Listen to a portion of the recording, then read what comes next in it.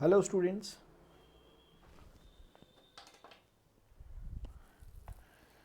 जो भी आ चुके हैं थोड़ा सा प्लीज़ एक बार बता दें।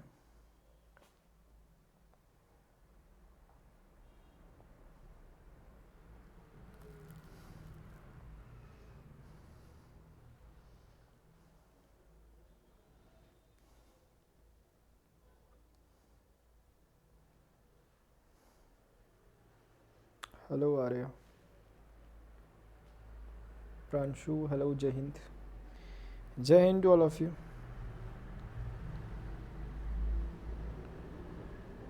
बस 1 मिनट रुकें, मैं शेयर कर रहा हूँ टेलीग्राम में, उसके बाद हम आगे बढ़ रहे हैं।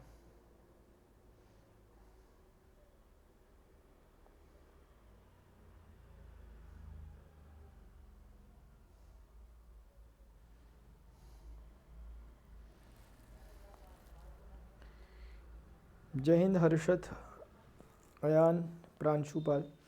आज जो हम करने वाले हैं, आवाज़ आ रही? आज जो हम करने वाले हैं वो है एक्चुअली मतलब हमने जितना पढ़ लिया 3D ज्योमेट्री की कॉन्सेप्ट सारे खत्म हो चुके हैं। मैं उसका आपको पूरा ब्लूप्रिंट दिखा रहा हूँ। पूरे चैप्टर में क्या था, फॉर्मूला डिस्कशन कह सकते हैं हम इसमें। सिर्फ फॉर्मूले के बारे में मतलब एक ओवरव्यू दूंगा, समझाऊंगा नहीं कुछ, ये बताऊंगा कि ये देखो हमने पढ़ा था, तो ये बात है। बाकी मेरा शेड्यूल है, थोड़ी देर बाद हमारी स्पेशल क्लास चलने वाली है जो रेगुलर चलती है 8:30 पर, उसमें आ सकते हैं। अगर अभी तक आपने प्लस में इनरोल नहीं करा अपने आप को, अगर एनडी की प्रिपरेशन आप कर रहे हैं, आपको कर लेना चाहिए, क्योंकि 30 और 31 तक, सिर्फ 31 जनवरी तक अगर हम PRAN 31 कोड को यूज़ करते हैं एज अ रेफरल कोड, तो हमें 20% का मैक्सिमम डिस्काउंट मिलेगा, जो कि 10% मिलता था नॉर्मली। ये 31 तारीख तक की वैलिड है, तो जो भी इंटरेस्टेड स्टूडेंट हैं वो देख सकते हैं सब्सक्रिप्शन के लिए। और बाकी मेरी स्पेशल क्लास रेगुलर चलती है, आपको उसमें आना ही चाहिए, जो कि फ्री क्लास होती है। जैसे स्पेशल क्लास जो मेरी अभी चलने वाली है वो यहाँ पर ये है 1 घंटे 26 मिनट बाद स्टार्ट होने वाली है। तो इस तरह से आप यहाँ पे नोटिफाई मी पे क्लिक जब करेंगे तो आपको फिर क्या मिल जाएगा, रिमाइंडर सेट हो जाएगा आपके पास, रिमाइंडर एक नोटिफिकेशन आ जाएगा क्लास शुरू होने से पहले।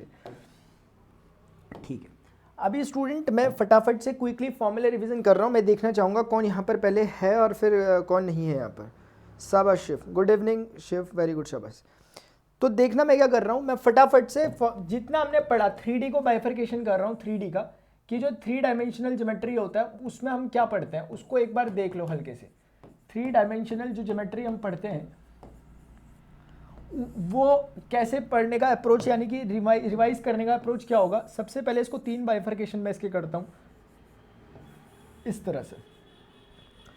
जो ये वाला आप लोगों को दिखाई दे रहा है, इसका मीनिंग होता है कि मतलब यहाँ पर बेसिकली मैं आपको पढ़ाता हूँ इंट्रोडक्शन 3D का, ताकि आप लोगों का भी ब्लूप्रिंट बन जाए। मैं सारी चीज़ें रिवाइज करा रहा हूँ बस एक बार, फॉर्मूला रिवीजन चल रहा है और कुछ नहीं। इस इंट्रोडक्शन के बाद में दूसरी चीज़ आपको इसके बारे में DC एंड DR के बारे में मैं आपको बताता हूँ कि what do we mean by them. और यहीं से हमारी कुछ चीज़ें निकल के आती हैं, जैसे x = LR, y = MR, z = NR type की। और यहीं से हमें ये भी समझ में आता है कि जो ये XYZ टाइप की चीज़ें आपको दिखाई दे रही हैं, they are nothing but the direction ratios. क्योंकि इसका जो रेफरेंस आता है, जो अगर हम समझाएं कि कहाँ से, मैं सिर्फ डिस्कशन कर रहा हूँ, एक फॉर्मूला जो हमने अभी तक पढ़ा हुआ उनको अच्छे से समझ में आएगा। XYZ टाइप का था, एक कोई पॉइंट था P जिसके coordinate x, y, z and small के, उसको जैसे ही हम ओरिजिन से कनेक्ट करते हैं तो ये एंगल अल्फा बनाता है, y के साथ एंगल बीटा बनाता है, z के साथ एंगल गामा बनाता है। तो उस समय जो ये LMN आपके डिफाइन हुए थे, आपको याद होगा LMN को हमने ऐसे डिफाइन किया था कि L मतलब cosine of alpha, angle making by the line with the x axis, similarly cosine of beta and cosine of gamma. ये इस तरीके से हमारे LMN को हमने वहाँ पर इस तरह से समझा था कि ये LMN की वैल्यूज़ है अपनी ये। और यहीं पर रिलेशनशिप बिटवीन LMN और XYZ क्या होते हैं, XYZ ये है और ये 0 0 0 है। तो इस वेक्टर के एंड पॉइंट और इनिशियल पॉइंट का टेल और टिप के अगर हम डिफरेंस ले लेते हैं तो जो वेक्टर बनता है उसका स्केलर कंपोनेंट्स आपके डायरेक्शन रेशियो होते हैं।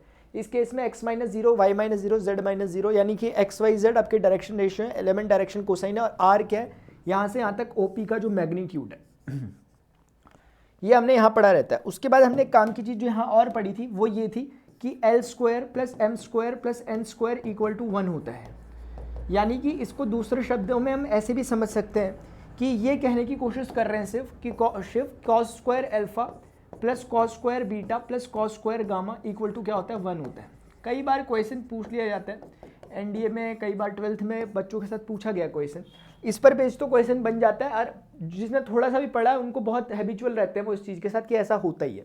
लेकिन क्वेश्चन कभी कभी डायरेक्टली नहीं आता। डायरेक्टली नहीं आता कहने का मतलब है कैसे आता है फिर, कभी कभी आप एक बात देखें, can I write this thing like 1 minus sine square alpha cos square alpha को, similarly can I say cos square beta as 1 minus sine square beta, similarly cos square beta can be written like this and that whole thing is equal to 1.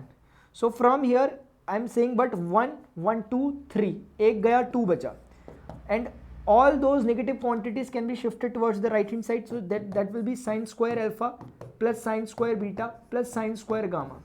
तो ये कोई अलग से याद तो नहीं किया जाता, लेकिन फिर भी जो भी है आप देख लो, कभी कभी पूछ लिया जाता है कि अगर देख लो ध्यान से, कई बार पूछ लिया जाता है कि if a line is making an angle alpha beta gamma with the X Y and Z axis respectively, then what will be the value of sine square alpha sine square beta and sine square gamma plus में। तो हमें तो अक्सर ये आता है, कहीं अब हल्का फुल्का पढ़ा तब तो 1 ही बोल के आ जाओगे आप, लेकिन आपको आता है तो आप इस एक्सप्रेशन से निकाल सकते हो। कोई अलग बात नहीं बता दी, लेकिन चलो आप चीटिंग करवा दी मैंने आप लोगों से, क्योंकि ये कॉन्सेप्ट पता होना चाहिए था, एग्जाम में वो आता तो आप दिमाग लगाते, अब क्या दिमाग लगाओगे, अब तो पता चल गया। ठीक है, तो ये चीज़ें कुछ हमने यहाँ पर पढ़ी रहती हैं, तो होपफुली आपको ये समझ में आ रहा होगा। ये हमारा पहला सेक्शन रहता है जिसमें हमने डीसीज वगैरह, इन सब के हमने रीज़न देखे हैं, ये X is equal to L R क्यों है ऐसा, L square M square N square क्यों है ऐसा, ये सब रीज़न देखे हैं। इसीलिए ये आपका डिटेल लेक्चर नहीं चल रहा, ये सिर्फ रिविजन चल रहा है उसका, जो हमने अभी तक 13 लेक्चर्स में पढ़ा। अभी दूसरी बात, कुछ चीज़ें एक आध छूट रही होंगी तो आगे रास्ते में अपने आप याद आ जाएंगी, तो फिर मैं उन्हें लिख दूंगा। इधर देखो, सेकंड चीज़ हमारी जो चलती है, ये मेरा बाइफर्केशन है, आपका अपना हो सकता है, मैं ऐसे बांटता हूँ हमेशा 3D को। दूसरी बात मेरी जो आती है इसमें वो होती है line in a space. Line in a space ये मेरा एक टॉपिक होता है, और ये मेरा इसके बाद सेकंड टॉपिक है मेरा बाइफर्केशन का। लाइन इन अ स्पेस में मैं आपको दो चीज़ें पढ़ाता हूँ कि हमारे पास लाइन को दो तरह से डिफाइन किया जा सकता है, when we have A vector and B vector.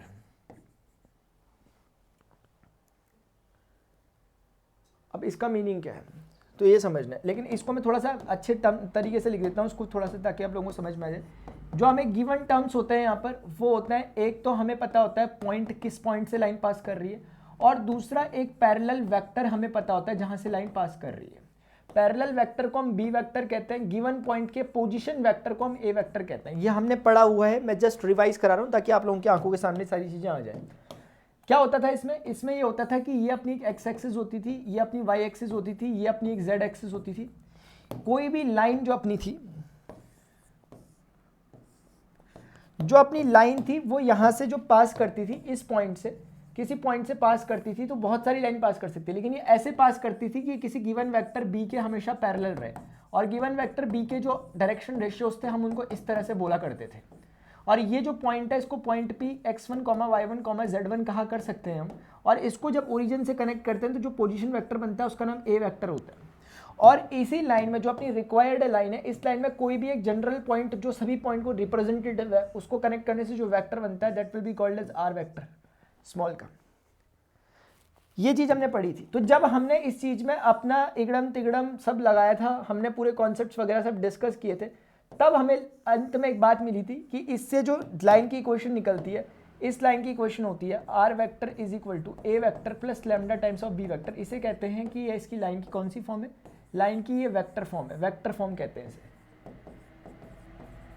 जब हमने पढ़ा था तो उसके बाद हमें लाइन की दूसरी कार्टेशियन फॉर्म भी पता चल गई थी कि x minus x1 upon A, y minus y1 upon B, z minus z1 upon C होता है।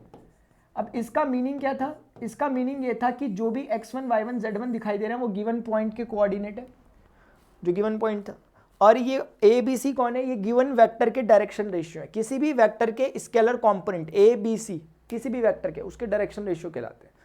तो ये गिवन वेक्टर पैरेलल वेक्टर के डायरेक्शन रेशियो, तो लाइन के डायरेक्शन रेशियो भी यही है, क्योंकि पैरेलल लाइंस के डायरेक्शन रेशियो एक दूसरे के प्रोपोर्शनेट होते हैं, तो कह लिया करो वही है, कोई दिक्कत नहीं हो रही। शायद मेरी बात समझ में आ रही होगी, मैं देखना चाहूँगा कोई कुछ कह तो नहीं रहा कहीं चैट सेक्शन में। एक मिनट, फिर मैं आगे बढ़ता हूँ। राजदीप माय डियर, समझ नहीं आएगा जो मुझे पहली बार इधर देख रहे हैं इस लेक्चर में, समझ नहीं आने का। 14वां लेक्चर चल रहा है 14th नंबर का ये, और इसमें चल क्या रहा है, जितना पढ़ा दिया उस सब का रिवीजन यानी कि नोट्स कह लो, और ये हमारे वाले नोट्स हैं जिन्होंने पढ़े हुए 13 लेक्चर, उनको हर कुछ चीज़ समझ में आ रही है, मैं मान ही नहीं सकता नहीं आ रही, मान ही नहीं सकता मैं। लेकिन जो पहली बार पढ़ रहा है मेरे से, मैं ये भी नहीं मान सकता कि उसे आ जाए समझ में।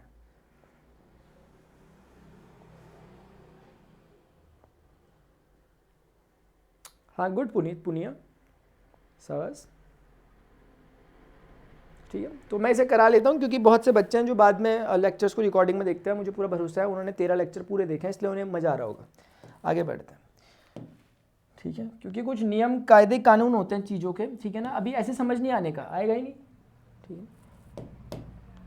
तो आपको पता चले कि आखिर मैं 13 लेक्चर जो करा सकता हूँ तो मैं एक लेक्चर भी करा सकता हूँ पूरे चैप्टर को खत्म करने में, आपको ये भी पता लगे। ये लाइन की एक तरह की इक्वेशन है। लाइन की जो सेकंड तरीके से इक्वेशन डिफाइन हम कर सकते हैं वो होती है कि when we have a point, when we have 2 points basically, जब हमारे पास 2 पॉइंट होते हैं तो लाइन अपने आप में यूनिक बन जाती है। ये हिंट ही काफ़ी है यार, इशारे ही काफ़ी हैं आप लोगों को, बस अभी जिसने मेरे साथ साथ चीज़ों को पढ़ा हुआ है उनको बहुत मज़ा आ रहा होगा, मैं मान के चल सकता हूँ। XYZ की रिवीजन हो गया यार, चलो पूरा का पूरा एक बारी में। इस पॉइंट से होकर कितनी लाइन पास कर रही है, इतनी। पॉइंट P पॉइंट Q कह लो, इसके कोऑर्डिनेट x1 y1 z1 कह लो, इसके कोऑर्डिनेट x2 y2 z2 कह लो, कुछ नहीं जा रहा, ये गिवन होता था। मैं पढ़ा नहीं रहा हूँ, ध्यान रखना मैं पढ़ा नहीं रहा हूँ, कोई ये मत सोचना मैं पढ़ाता ऐसे ही हूँ क्या, ये पढ़ा नहीं रहा मैं बस नोट्स बनाने में हेल्प कर रहा हूँ। ये ऐसा ना लगे आपको कि लाइन पैरेलल है, लाइन कैसी भी हो सकती है, कुल मिला के 2 पॉइंटों से जाने वाली लाइन है वो, तो इस बार दिख रहा है तो पैरेलल तो कोई बात नहीं, एक वैसा केस हो गया। कुल मिलाकर इस बार आपको खुद ही बताया 2 पॉइंटों से कितनी लाइन पास करा सकते हो, सिर्फ एक ही पास कर सकते हो, जो पास करेगी उसकी इक्वेशन क्या होती है, उसकी इक्वेशन नहीं होती है। जनरल पॉइंट कोई भी यहाँ पर ले लोगे, पॉइंट R कह लो, उसका position vector small r vector होता है, ये जनरल पॉइंट है। यहाँ से हमने जो इक्वेशन निकाली थी वेक्टर फॉर्म में, दैट वाज दिस,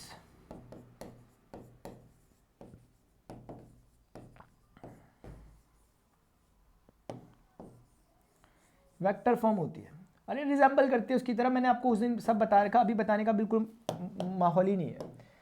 इधर से दूसरी बात जो हमें पता चलती है कि x माइनस x1 a के प्लेस पे x2 माइनस x1, अरे सेंसिबल है ये चीज़ और ये चीज़ अलग नहीं है, अगर हम समझने पे आए तो दोनों एक ही चीज़ बोल रहे हैं।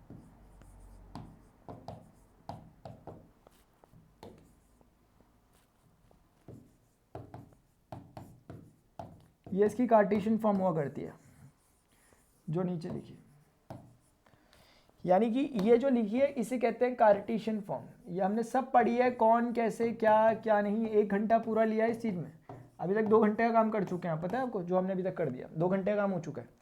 इसे कहते हैं वेक्टर फॉर्म, और ये वाली जैसे वेक्टर फॉर्म थी, ये वाली कार्टेशियन फॉर्म, जहाँ XYZ वगैरह आने लग जाते हैं।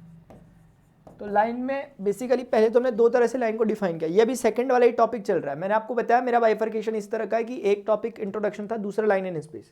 लाइन इन स्पेस अभी खत्म नहीं हुआ, इसके 2 लाइन वाले टॉपिक तो खत्म हुए, लेकिन इसके छोटे छोटे माइनर टॉपिक्स बचे हुए हैं अभी, तो इसी के सब टॉपिक्स हैं जो मैं अभी डिस्कस कर रहा हूँ यहाँ पर। वो सब टॉपिक्स क्या हैं वो देखना।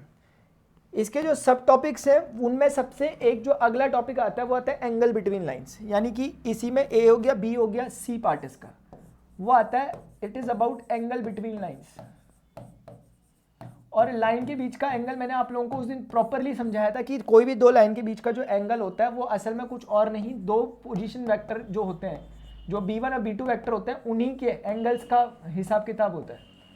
ये चीज़ cosine of theta is equal to B1 dot B2 upon B1 B2। मैं अपने आप को रेस्ट्रिक्ट कर रहा हूँ क्योंकि मैं तो पूरा एक्सप्लेनेटरी वे में बताने लग जाऊँगा तो बात ही क्या हो जाएगी ना, इसलिए मैंने रेस्ट्रिक्ट कर दिया अपने आप को यहाँ पर। ये अब ये क्यों आता है इसके बारे में हमें सोचना है कि हमने B1 B2 को क्यों रेफरेंस में लिया। जिन्होंने लेक्चर देखा है वो सब जानते हैं कि लाइन जो रहती है 2 लाइनों के बीच में एंगल या फिर उनके पैरेलल वेक्टर्स के बीच का एंगल, बात एक ही होगी क्योंकि दोनों लाइनें आपस में अपने करस्पॉन्डिंग पैरेलल वेक्टर्स के पैरेलल है। मैं डायग्राम नहीं बना रहा यहाँ पर, बना सकता था लेकिन नहीं बनाऊंगा अभी फिलहाल। इसमें केसेस लग जाते थे 2, केस 1 और केस 2। केस 1 कहता था कि if L1 is perpendicular to L2, if the both lines are perpendicular to each other, if it is so, then A1 A2 plus B1 B2 plus C1 C2 that will be equal to 0 हो जाता था, ये 0 के equal हो जाता था। और इसी को आप डायरेक्शन कोसाइन के टर्म्स में भी कह सकते थे L1 L2 M1 M2 plus N1 N2 is equal to 0 हो जाता था। मेरी पूरी संवेदना है उनके साथ जो अभी लेक्चर देख रहा है जिन्हें समझ नहीं आ रहा, तो माय डियर टेक्निकली एरर है। ऐसा नहीं है कि आपको दिमाग में कुछ कमी है या फिर ऐसा कुछ है, ऐसा कुछ नहीं है। आपको समझ इसलिए नहीं आ रहा क्योंकि आप लोगों ने ये रिवीजन देख रहे हो, आप अभी जो 13 लेक्चर में हुआ उसका काम देख रहे हो आप। ऐसे ही कर कर अगर if lines are parallel to each other वाला केस हो then A1 upon A2 B1 upon B2 is equal to C1 upon C2 हो जाता है।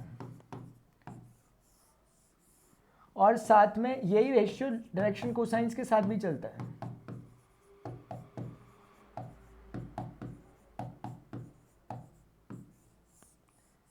पैरेललिटी की कंडीशन है, इस पर क्वेश्चन बन सकता है आराम से।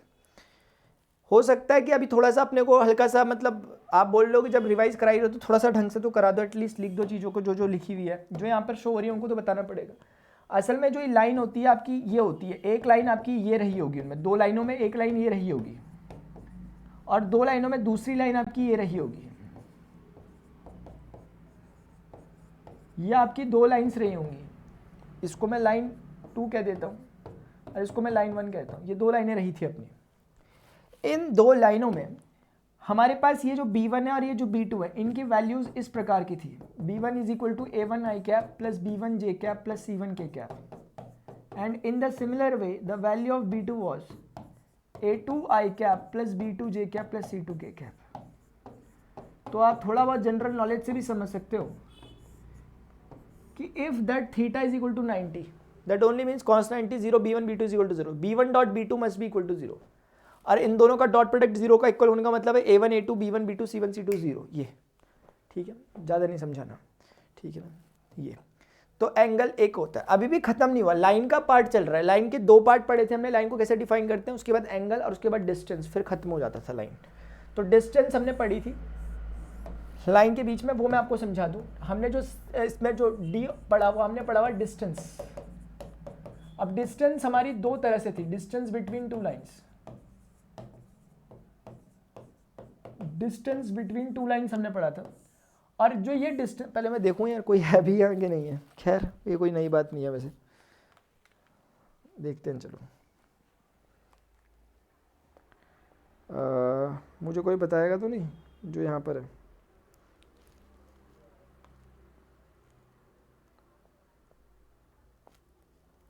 अच्छा चलो ठीक है, तो माय डियर समझा करें बात को, ठीक है ना। चलो अभी बाद में आपको एक लास्ट में नैतिक शिक्षा दे दूंगा बाद में। डिस्टेंस बिटवीन 2 लाइन्स को 2 तरह से डिफाइन किया जाता है, एक स्क्यू लाइन के बीच का डिस्टेंस और एक पैरेलल लाइन्स के बीच का डिस्टेंस।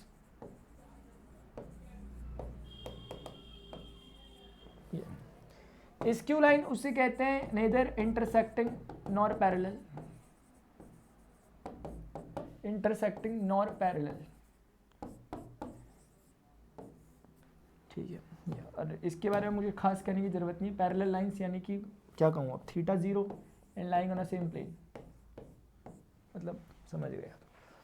इस केस में स्क्यू लाइन के बीच का जो डिस्टेंस होता था उसका जो फॉर्मूला निकलता था वो ये निकलता था। आपको अगर किसी को याद हो, मैंने डेरिवेशन जब कराया था, A2 माइनस A1 वेक्टर का प्रोजेक्शन लिया था मैंने, B1 vector dot B2 B1 cross B2 के यूनिट के साथ। ये जो वेक्टर क्वांटिटी आई इसी को मैग्नीट्यूड से, नीचे वाला तो पॉजिटिव होगा, ऊपर वाला नेगेटिव हो सकता है क्योंकि डिस्टेंस होना नहीं चाहिए, इसलिए पॉजिटिव कर दो। शायद कुछ समझ में आ रहा होगा, ठीक है। कार्टेशियन फॉर्म में भी निकाल सकते हो, लेकिन वो अभी उतना ज़्यादा वो नहीं है कि हमें इतना उसके लिए लिखना पड़े।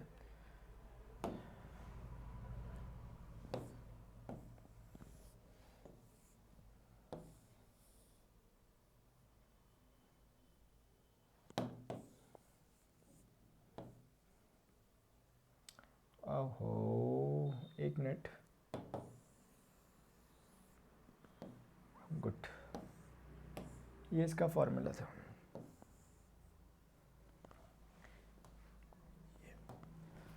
पैरेलल डिस्टेंस का जो फॉर्मूला था, फॉर्मूला याद करने पे मेरा कभी भी वो नहीं रहता कि आप फॉर्मूला याद करो, लेकिन अब हो गए तो मैं ज़बरदस्ती अब क्या करूँ फिर बताओ। डिस्टेंस इज इक्वल टू, इसमें क्या था a2 माइनस a1, फिर मुझे देखो डेरिवेशन याद आ रहा, वरना मुझे कहीं नहीं है फॉर्मूला याद, डेरिवेशन घूम रहा होगा सामने अपने आप आ जा रहा फिर क्या क्या हुआ था, वरना मुझे तो कुछ याद भी नहीं है। देख लेना, क्या पता गलत भी गलत भी हो, बता तो नहीं रहूँगा खैर गलत, लेकिन देख लेना कहीं गलत है सही है, फ़र्क देख लेना। अब इम्पॉर्टेंट बात क्या है कि ये क्रॉस प्रोडक्ट है तो ये इसका मैग्नीट्यूड होना चाहिए, क्योंकि वो वेक्टर देगा और हमें सिर्फ क्या चाहिए डिस्टेंस। और ये इसकी स्टोरी समझ में आ गई, जब हमने क्रॉस लिया था a2 माइनस a1 का b के साथ, a2 minus a1 b sine theta आया था, a2 minus a1 sine theta अपना रिजल्ट था, तो वहाँ से उसके अपॉन में b चले गया था इसके अपॉन में, वही हुआ सब कुछ। ठीक है, तो शाबाश, बधाई हो आपको, आपने ये चीज़ कर ली। अब मैं आपको दिखाऊं कि ये चीज़ था, ये मेरा बचपन का सपना था इस तरह से चीज़ों को बताना, आज जाके पूरा कर दिया आपने। ठीक है, ये अभी कुछ नहीं, अभी प्लेन आना है, तो कितनों को ही समझ में आया ये बता दे जरा। ठीक है, इसमें क्विक रिवीजन है। ये पहला बाइफर्केशन होता है जो इंट्रोडक्शन पे होता है, दूसरा लाइन पे होता है। लाइन में आपको दो तरीके से लाइन डिफाइन करनी है, एंगल और डिस्टेंस बिटवीन।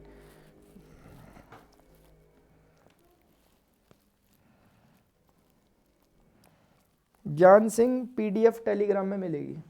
ठीक है, ठीक है शिव, शिव मिलेगी पहले टेलीग्राम में, चलो ठीक है। अच्छा, तो प्लीज़ थोड़ा सा स्ट्रक्चर बना के चलें, स्ट्रक्चर के बिना कुछ नहीं है गेम। मैंने स्ट्रक्चर बने इसलिए सारी चीज़ें आपके सामने लिख दी है, ताकि आपको ऐसा ना लगे यार क्या क्या पढ़ा हमने पीछे। हमने अभी तक दो चीज़ें पढ़ी, एक इंट्रोडक्शन, एक लाइन इन स्पेस। तीसरा टॉपिक ऑटोमेटिकली प्लेन है, तो तीसरा टॉपिक था प्लेन। जो प्लेन था उसमें हमने क्या क्या पढ़ा था वो देख लो। तीसरा टॉपिक था ये। इस प्लेन में हमने कुछ चीज़ें पढ़ी थी। सबसे पहली जो चीज़ हमने यहाँ पर इसमें पढ़ी थी, प्लेन को डिफाइन किया था, डेफिनेशन। और प्लेन को डिफाइन करने के लिए हमारे पास गिवन में एक बार n वेक्टर था और एक था आपके पास perpendicular distance from the origin to the plane, ये था। आप इसको लिख देना शब्दों में। हमारे पास एक तो गिवन में क्या क्या था, एक नॉर्मल वेक्टर था जिसे हमने n वेक्टर कहा था, और साथ में परपेंडिकुलर डिस्टेंस था from the origin to the plane जिसे हमने स्मॉल d कहा था। इसकी हेल्प से हमने इक्वेशन निकाली थी। मैं आपको अगर दिखा दूं थोड़ा सा, ताकि आप लोगों को सारी बातें रिकॉल हो जाएं एक बार दोबारा से, तो कुछ इस तरह की बातें वहाँ पर हमने की थी कि एक प्लेन है, और ये प्लेन के रिगार्डिंग हमने बोला था कि इससे एक नॉर्मल वेक्टर जाता है, और नॉर्मल वेक्टर की कुछ इक्वेशन हमने सपोज की थी, जो इक्वेशन मतलब ये वैल्यू गिवन वेक्टर है, perpendicular distance from the origin to the plane, जहाँ पर उस नॉर्मल वेक्टर ने पेनिट्रेट किया पहली बार प्लेन को, उस जगह तक का डिस्टेंस था। जब ये फंडे हमें गिवन थे दो चीज़ें, तो हम इनकी हेल्प से अपने प्लेन की इक्वेशन को डिफाइन कर पा रहे थे, अगर आपको याद हो। और उसकी जो वेक्टर फॉर्म हमने डिराइव करी थी बहुत तरीके से, मतलब ऐसा क्लियरिटी होनी चाहिए कि क्या बताएं यार, ऐसी क्लियरिटी होनी चाहिए। वेक्टर फॉर्म जो हमने पढ़ी थी वो थी R vector is equal to R vector dot N cap is equal to small D. Full clarity होनी चाहिए, फुल मतलब फुल। अभी तक आप बताओ मैं कितने घंटे का काम कर चुके हूँ? 1 घंटे का, 2 घंटे का, 3, 4, 5 घंटे का काम हो चुका है अभी, और टाइम देख लेना कितना कर दिया आपने। ठीक है, ये होता था। इसको दूसरे शब्दों में हम ऐसे भी लिख सकते थे कि अगर आप कैपिटल एन की टर्म्स में लिखना चाह रहे हो तो कैपिटल एन होता था, लेकिन फिर वहां कैपिटल डी हो जाता था। तो आप दूसरे शब्दों में भी समझ सकते हो कि अगर मैं मैग्नीट्यूड ऑफ एन से दोनों तरफ डिवाइड करूंगा, ये एन कैप बन जाएगा, डी बाई कैपिटल एन आपका स्मॉल डी बन जाएगा। बात है अपने आप में, समझते हैं। इससे निकलकर जो आपकी कार्टेशियन फॉर्म आती थी वो प्लेन की जनरल इक्वेशन कहते हैं जिसे, यानी कि ax plus B Y plus C Z is equal to D के फॉर्मेट की आती थी ये। और जब हम इसे सॉल्व करते हैं, जो ये आपके सामने दिख रहा है, इसकी जो आपकी कार्टेशियन फॉर्म थी वो lx plus M Y plus N Z is equal to small D थी, और बड़ी सेंसिबल थी। स्मॉल एन कैप को हम L I cap plus M J cap plus N K cap कहते हैं। ऐसा हमने पीछे पढ़ा था, वो बात अलग है कि मैंने यहाँ पर इस बात का जिक्र ऐसे करा नहीं, लेकिन हमने ये कॉन्सेप्ट पढ़ा था यहाँ पे कि every unit vector can be represented in the form of its direction cosines, और in other words the scalar component of any unit vector will represent the direction cosine of that vector. ठीक है, तो ये हमने एक तरह से plane को डिफाइन करा था, इस तरह से प्लेन की इक्वेशन आई थी। और जिसको इतना आ गया था उसने प्लेन में फिर ढंग से बाजी मार ली थी, क्योंकि इसके बाद प्लेन में कुछ नहीं था। प्लेन में जो दूसरी बात थी आपके पास वो थी कि प्लेन की इक्वेशन को दूसरे तरीके से डिफाइन करना। मतलब प्लेन एक बार आपने डिफाइन कर दिया इस तरीके से गिवन कंडीशंस में। एक बार आपके पास दूसरा केस था कि when we have a normal vector,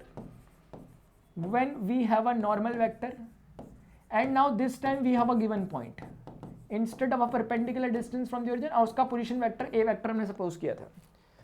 just look at here, मैं दिखा दूं आपको क्या हुआ था उस समय।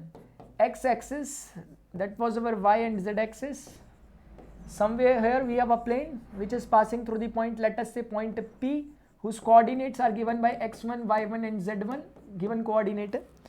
So when we are connecting that point to the origin, then we are getting a position vector, and position vector is named as y a vector. ये समझ में तो नहीं आ रहा? अच्छा आ रहा। एक जनरल पॉइंट जो होता था उसका पोजीशन वेक्टर ये आर वेक्टर होता था, जो हम हमेशा जनरल पॉइंट लेते हैं। यहाँ पर भी कहीं पे जनरल पॉइंट ले लेना, वो जो आपको शो कर रहा है फॉर्मूले में आर वेक्टर, वो जनरल पॉइंट आर का पोजीशन वेक्टर है। इस केस में मैं बिल्कुल नहीं बताने का कि ऐसा ऐसा हुआ था, मैं बिल्कुल ये बात नहीं बोलूँगा आपसे कि आपने इसको इसके साथ कनेक्ट किया था, इस वेक्टर का नाम आर वेक्टर माइनस ए वेक्टर हो गया था।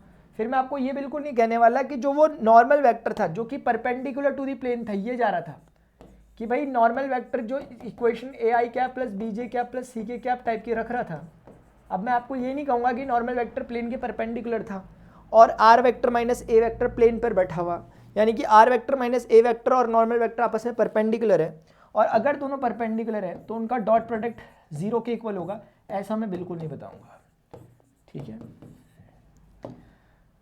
उसके बाद आप चाहें तो n से मैग्नीट्यूड ऑफ n से दोनों तरफ डिवाइड जब करते थे तो इस तरफ वाली चीज़ मैग्नीट्यूड से डिवाइड होकर ये चीज़ क्या बन जाती है, कैप, और इस पर कोई फर्क नहीं पड़ता क्योंकि यहाँ कैपिटल एन कैप नहीं कहते, स्मॉल एन कैप कह लेते हैं, तो बात एक ही है। ये आपका इस बारी का रिजल्ट आ गया। तो ये इस तरह से एक प्लेन की इक्वेशन है, और ये आपको पता है कैसे करके हम इसको यूज़ करते हैं आगे जाके अपनी जगह जगह पर क्वेश्चन कराते समय यूज़ होगी। तो प्लेन की इक्वेशन को एटलीस्ट हमने दो तरीके से सबसे पहले डिफाइन किया था।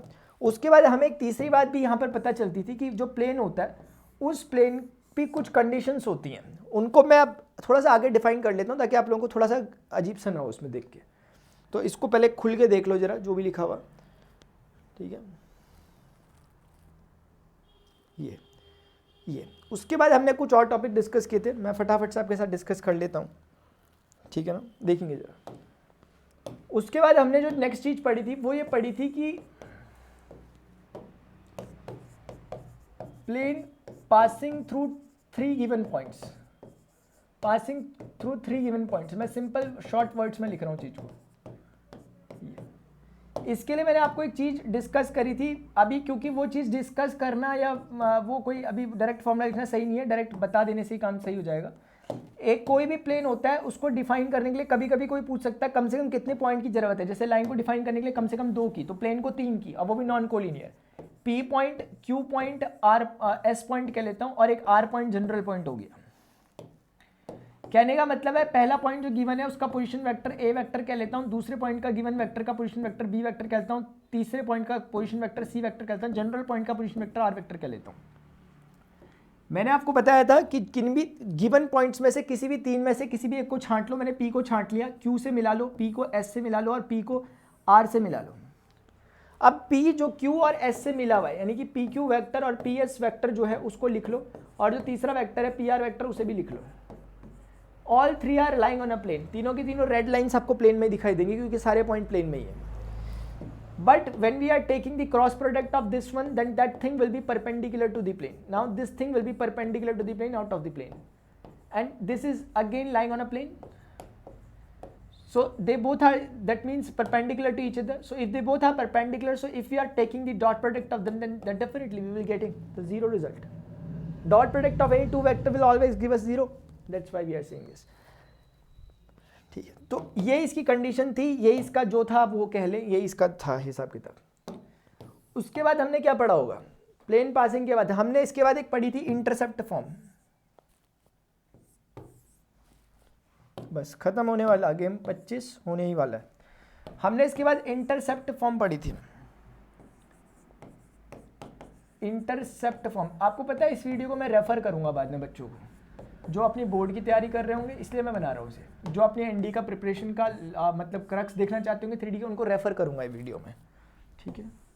तो आप में से जो भी ऐसे हों जिनको मैंने रेफ़र किया वो बाद में कमेंट करना, 2 साल 5 साल 10 15 20 साल बाद जब भी होगा।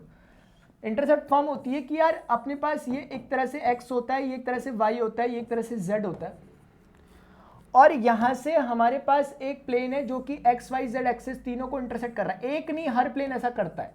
a 0 0 कोऑर्डिनेट होंगे, इसका कोऑर्डिनेट 0, b, 0 होगा, 0 होगा, इसका कोऑर्डिनेट 0, 0, c होगा।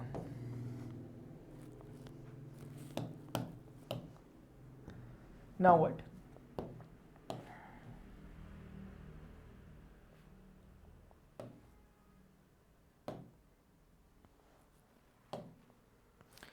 इसकी हमने इक्वेशन पढ़ी थी x by a plus y by b plus z by c is equal to 1, जैसा कि लाइन की इंटरसेक्ट फॉर्म होती थी, ऑलमोस्ट उसको रिजेंबल करती है।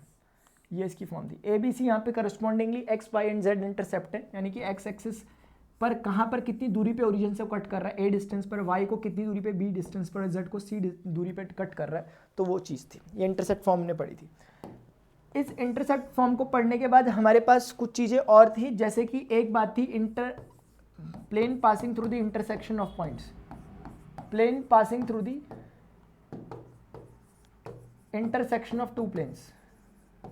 अब इसका तो क्वेश्चन कर ही आप लोगों को उसका फील आ सकता है, लेकिन अब क्योंकि टॉपिक बीच में आ रहा है इसलिए मैंने डिस्कस ले रहा हूँ हल्का सा, अदरवाइज इसका एजेंस बिना क्वेश्चन के कभी नहीं आ सकता है ना। और सारी बातें हम इस पे करते थे। इसमें सिर्फ इतना होता है कि हमारे पास एक प्लेन होता है इस तरह का, और हमारे पास एक कोई दूसरा प्लेन होता है इस तरह का। ये दो डिफरेंट प्लेन्स होते हैं हमारे पास, और ये इनकी लाइन ऑफ इंटरसेक्शन होती है। इन पर अच्छे अच्छे क्वेश्चन है, अगर कोई ट्राई करने की कोशिश करेगा, क्वेश्चन आएंगे मेरे से पूछेगा तो मज़ा आएगा, तो इसलिए क्वेश्चन ट्राई करने चाहिए अपने को। ये दो डिफरेंट प्लेन्स है ऐसे रखे हुए हैं, और इन प्लेन के यहाँ पर इंटरसेक्शन हुआ है, जैसे आपकी बुक का लास्ट पेज और फर्स्ट पेज के बीच में एक लाइन बनती है, वही वाली चीज़ है। इसको प्लेन 1 अगर हम कहते हैं, इसको हम प्लेन 2 अगर कहते हैं, तो इंटरसेक्टिंग प्लेन की जो इक्वेशन होती है that will be given by plane 1 plus lambda plane 2 is equal to 0। अब इस पर ज़्यादा डिस्कशन अभी नहीं कर रहा, क्योंकि क्वेश्चन के दौरान होता है इस पर डिस्कशन, अभी कोई बात भी नहीं करने की, ठीक है। तो 2 टॉपिक यहाँ पर हमने कवर किए, 3 टॉपिक। उसके बाद ई के बाद हम नेक्स्ट टॉपिक जो प्लेन में देखते थे वो होता था ये वाला, कोप्लेनैरिटी।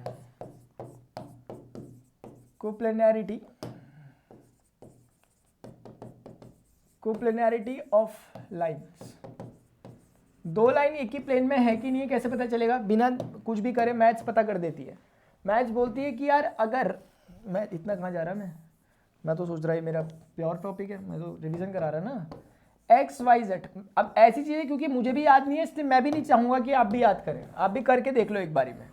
ये एक प्लेन है, इस प्लेन में मान लेते हैं 2 लाइनें लाई कर रही हैं। एक लाइन कुछ इस तरह की है, एक लाइन कुछ इस तरह की, जिसका नाम लाइन 1 है, and there is another line 2 type की। हमें पता है हर लाइन के पैरेलल एक वेक्टर होता है, इसके पैरेलल b2 होगा, उस लाइन के पैरेलल भी एक वेक्टर होगा जिसका नाम कुछ b1 टाइप का होगा। इतना तय है कि b1 वेक्टर b2 वेक्टर दोनों प्लेन में लाई कर रहे हैं, लेकिन उनका क्रॉस प्लेन के परपेंडिकुलर चला जाएगा। ये प्लेन के परपेंडिकुलर चला जाएगा, परपेंडिकुलर टू दी प्लेन चला जाएगा यार। एक बात। दूसरी बात, क्योंकि दोनों लाइनें हैं और लाइनें डिफाइन होंगी कुछ इस तरह से कि r vector is equal to A vector plus lambda times of B vector, क्योंकि 2 लाइनें हैं इसलिए b1 लैम्डा 1 a1 कह देता हूँ। लाइन 2 इस तरह से डिफाइन होगी कि r vector is equal to A vector plus lambda times of B vector. a1 a2 जैसा कि हमने लाइन में पता है कि जिस पॉइंट से लाइन गुजरती है उसकी पोजीशन वेक्टर कहते हैं। मान लेते हैं पॉइंट यहाँ से गुजर रही है लाइन 1 इस पॉइंट से, इसके पोजीशन वेक्टर को a1 कह लेते हैं। मान लेते हैं लाइन इस पॉइंट से गुजर रही है, इसकी पोजीशन वेक्टर को a2 वेक्टर कह लेते हैं, ठीक है। ये होता है। तो अभी हम एक काम करने जा रहे हैं कि मैं आपसे बोलूंगा कि a2 vector minus a1 vector कहाँ लाई करेगा, तो आप बोलेंगे definitely it will be lying on what, the plane. a2 minus a1 plane पे लाई कर रहा, b1 क्रॉस b2 प्लेन के बाहर है, दोनों का डॉट कितना होगा, that must be equal to 0। अगर जब भी कभी ऐसा हो गया दैट ओनली मीन्स कि लाइन आर कोप्लेनर, अदरवाइज आप ऐसा कुछ ना कह पाते, तो कोप्लेनैरिटी की कंडीशन होती है ये जो आपने लिखी है। याद जिसको हो जा रही है बहुत अच्छी बात, जिसको नहीं होती वो खटैक से करके देख सकता है। कोप्लेनैरिटी ऑफ 2 लाइन वेक्टर्स के बाद हमारे पास कुछ छोटे मोटे टॉपिक्स थे, जैसे कि एक छोटा टॉपिक जो हमारे पास था वो था एंगल बिटवीन 2 प्लेन्स। ये टॉपिक था एंगल बिटवीन 2 प्लेन्स। दो प्लेन के बीच में एंगल कितना होता है उसके रिगार्डिंग बात थी। और मैंने आपको बताया था, फिर बता देता हूँ कि दो प्लेन जो होते हैं उनके बीच में एंगल जब भी आपको देखना हो तो आपको असल में उनके नॉर्मल वेक्टर्स के बीच में क्या एंगल बन रहा है ये देखना होता है। इसका नॉर्मल वेक्टर मान लेते हैं इधर को जा रहा है, तो नॉर्मल वेक्टर्स के बीच में जो एंगल बनता है उससे डिफाइन होती है बात। प्लेन वन जो है आपका वो कुछ इस तरह से डिफाइन होगा, r vector dot n vector is equal to capital D type का। और प्लेन टू आपका कुछ इस तरह से डिफाइन होगा कि r vector dot n two vector is equal to capital of D two type का। आपको कुछ नहीं करना, जो एंगल प्लेन के बीच में है असल में वो एंगल उनके नॉर्मल्स के बीच में, और किसी भी पॉइंट वेक्टर्स का एंगल निकालने के लिए हमेशा डॉट प्रोडक्ट की हेल्प ली जाती है, शायद बताने की मुझे जरूरत नहीं है। तो यहां से मैं कह सकता हूं कि cos थीटा आपका n1 vector dot n2 vector in division there is n1 n2 आ गया, ये आ गया, ये आ गया। इसी को आप ऐसे भी समझ सकते हैं कि cos theta is equal to दूसरे शब्दों में n1 वेक्टर के अपॉन में n1 यानी कि that is only equal to n1 cap dot n2 cap.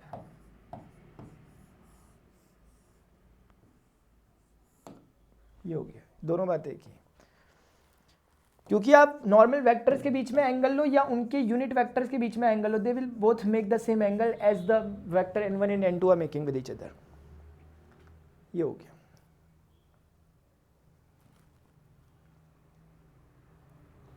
अब मैं एक बार थोड़ा देख भी लूँ जरा, कोई है भी, खैर होना ना होना अभी फर्क नहीं पड़ता किसी का, क्योंकि मैं भी चाहता हूँ यहाँ पे बड़े अभी वही लोग हों जो, अरे हटो यार शांत हो जरा। श्री देवी विजय कुमार कुछ कहना चाह रहे हैं आप, प्लीज़ आप कुछ कहना चाह रहे हैं? श्री देवी है शायद, क्या लिखा? श्री देवी विजय कुमार 21 UMA 021। अच्छा, गाड़ी का नंबर भी दे रखा है, ठीक है, ठीक है यार, बहुत शानदार।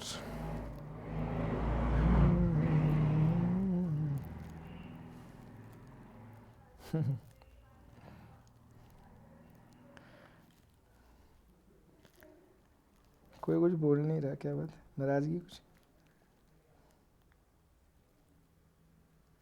गुड इवनिंग यार, गुड इवनिंग लेजर गेमिंग।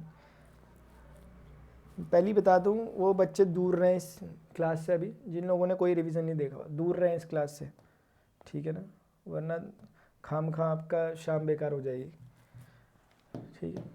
इसको वही देखें जो 13 लेक्चर देख कर आए हैं, जो सिर्फ रिवीजन करना चाहते हैं फॉर्मूले का, फॉर्मूला रिवीजन इसी को कहते हैं। फिर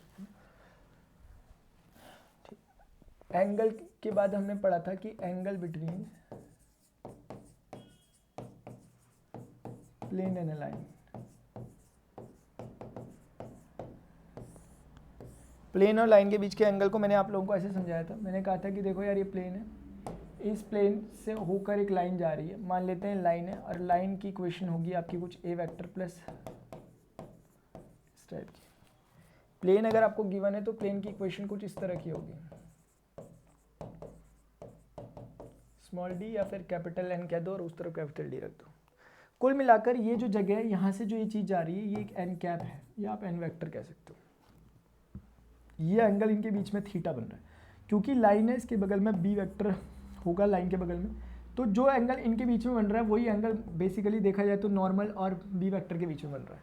तो कुल मिलाकर जब भी हम एक बात समझने की अगर कोशिश करेंगे यहाँ पर, तो हम पाएंगे कि एक्चुअली प्लेन और लाइन के बीच का एंगल कौन सा वाला है, ये प्लेन है, प्लेन एक्चुअली इसके है पैरेलल ना, तो ये एंगल प्लेन और लाइन के बीच का है। अगर मैं इसे फाई कहता हूँ तो समझ पा रहे होंगे ऊपर से थीटा और फाई का समेशन 90 है।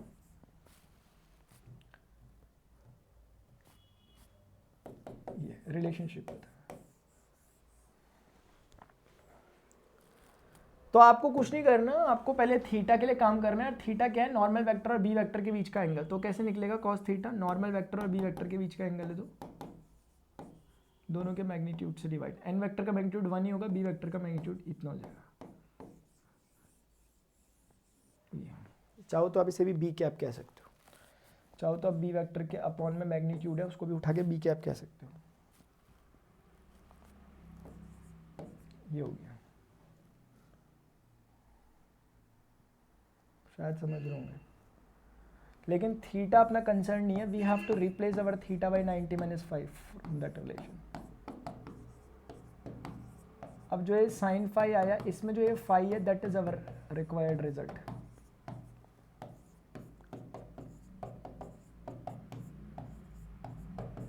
ये फाई है अपना वो आंसर, लाइन और प्लेन के बीच का एंगल. आप ऑब्जर्व कर लो डायग्राम से.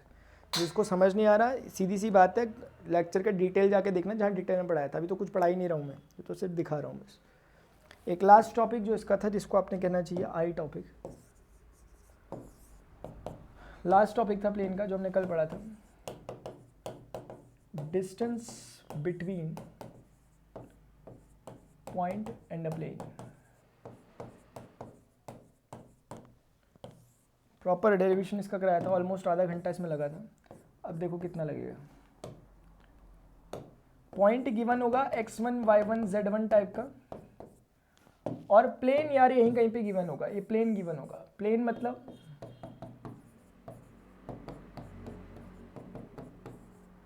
या कार्टेशियन फॉर्मेट में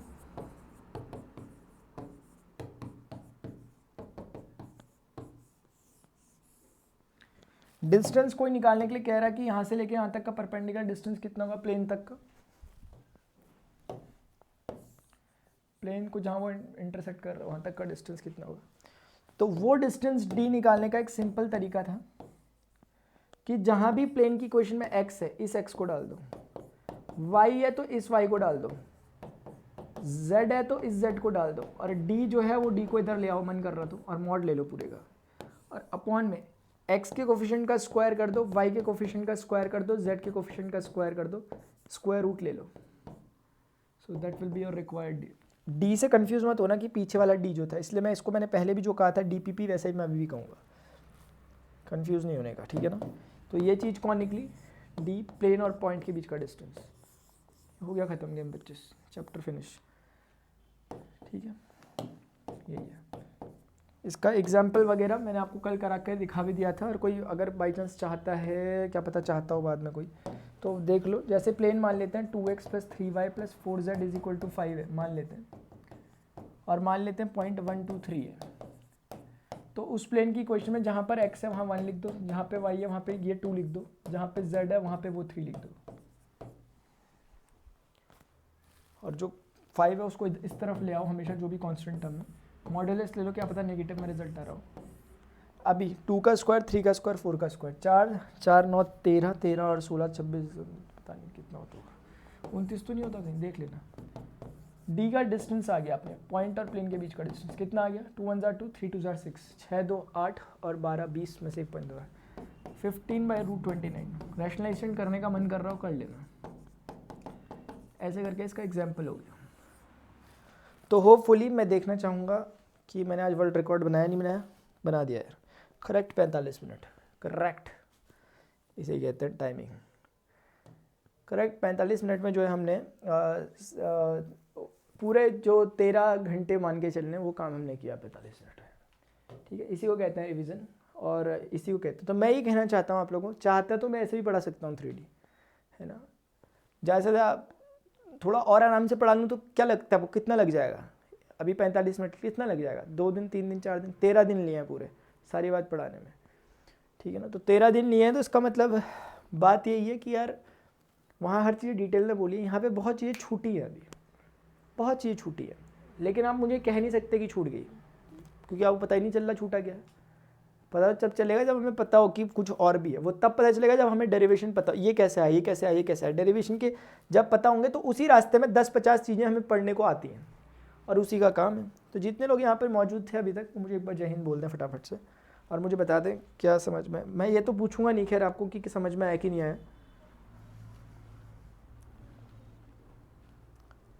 3D का सेकंड लेक्चर शो नहीं हो रहा. वास्तव में ऐसा है क्या.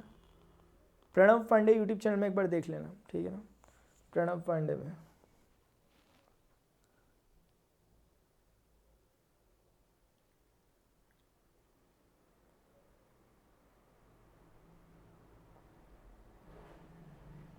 पंकज यादव कुछ कहना चाहते हो क्या.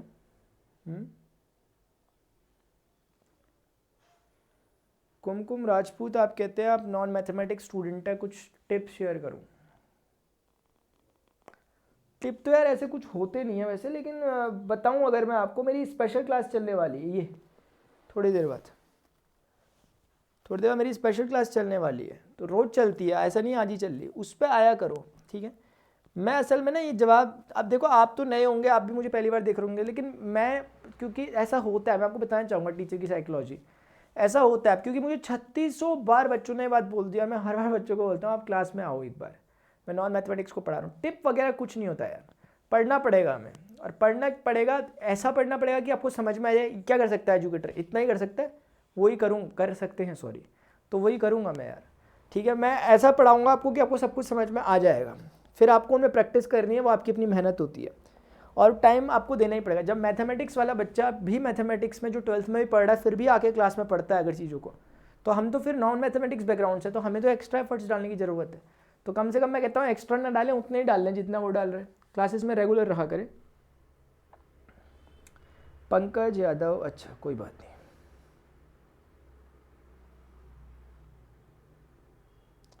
अच्छा रवि कुमार कह रहे हैं सर जी 2 लेक्चर, हाँ वो नंबरिंग उन्होंने मतलब कुछ ऐसे गलत तरीके से डल चुकी है वो नंबरिंग, है ना, बीच में ऐसा है, नंबरिंग पे मत जाना आप मेरी नंबरिंग पे जाना, जो मैं देता हूँ नंबरिंग यहाँ पे अंदर वीडियो के, उस नंबरिंग पे जाना आप। और उसमें भी एक लेक्चर में मैंने स्किप किया, मेरे ख्याल से 7वां 8वें लेक्चर में मैंने छठे के बाद सीधे 8वां डाला है, यहाँ पर मिसअंडरस्टैंडिंग हो गई थी मेरी तरफ से, है ना। तो आप लोग देख के समझ जाओगे सीक्वेंस में, जब मैं बोल रहा हूँ कि हमने कल वो पढ़ा था, तो आपको समझ में आ जाएगा कि रिदम। ठीक, और कोई कुछ पूछना तो नहीं चाहता, और कोई कुछ पूछना चाहता है? Rajdeep are you there? Sir explain कर दें। Gyan Singh are you there? Tanu Priya, कोई है क्या? अच्छा रवि सिंह यहाँ पर मौजूद है।